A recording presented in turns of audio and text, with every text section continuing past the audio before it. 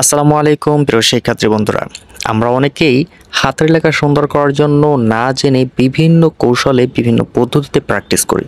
So সেই কারণে আমাদের হাতের লেখা সুন্দর হয় না।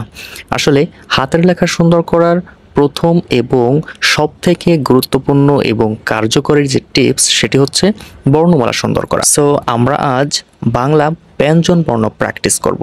সুন্দর করে একদম বইয়ের মতো করে লেখার ট্রাই করব। তো চলো শুরু করা যাক। প্রথমে সুন্দর করে আমি একটা দাগ দিয়ে ক লিখে ফেলেছি, এরপর খ লিখতেছি সুন্দর করে এভাবে খ। এরপরে ধীরে ধীরে প্রতিটা অক্ষর আমরা এভাবে আস্তে আস্তে ধীরে ধীরে লিখব। গ লিখে ফেলেছি, এরপর লিখতেছি হচ্ছে ঘ। দেখেছো কত সুন্দর করে ঘ লিখেছি। এরপর উমো। এভাবে সুন্দর করে আস্তে আস্তে অক্ষরগুলো সুন্দর করতে হবে, তাহলে হাতের লেখা সুন্দর হবে। তারপরে চ লিখে ফেলেছি, এবার লিখব ছ। এই যে ছোট্ট চ, তারপর ছ, সুন্দর ছ, তাই না? এরপর কি লিখব? বর্গ জ লেখার জন্য একটা সুন্দর ড দিতে হবে, এরপর এই যে সুন্দর বর্গ জ।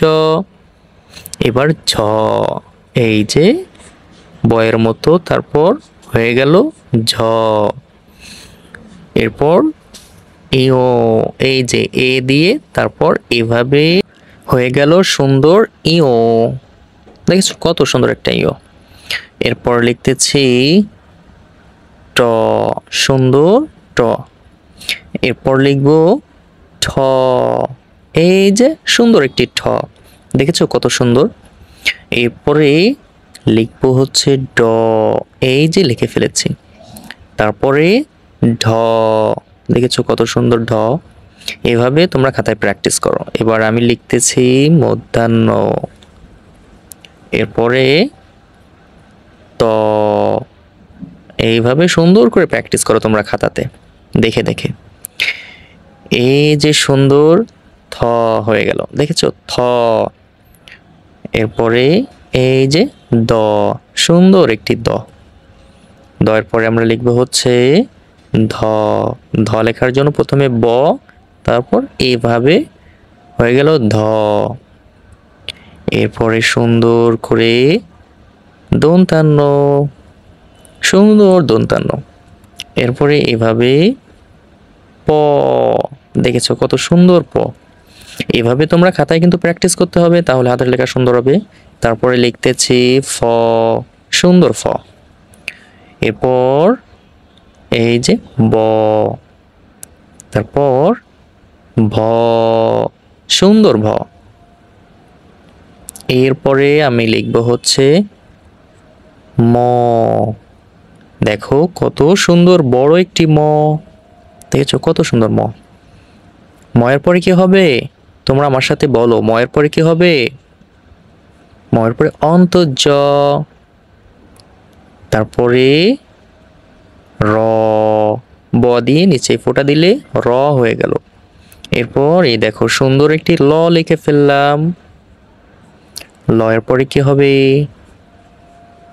তালবস্য, দেখেছো সুন্দর কি তালবস্য।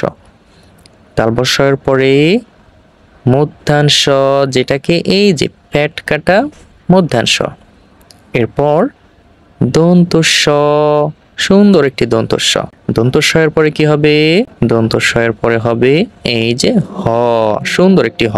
হ এর পরে এই যে সুন্দর একটি ডয় শূন্য র।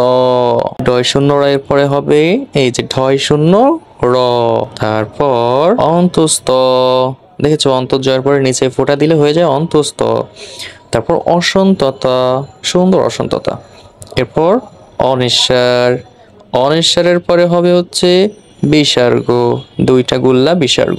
তারপর চন্দ্রবিন্দু। এই হলো আমাদের বাংলা ব্যঞ্জন বর্ণ। হাতের লেখা সুন্দর করতে হলে তোমাকে অবশ্যই এটা দেখে দেখে বারবার প্র্যাকটিস করতে হবে। ইংরেজিতে একটি প্রবাদ আছে, practice makes a man perfect. So লেগে থাকো, তুমিও পারবে।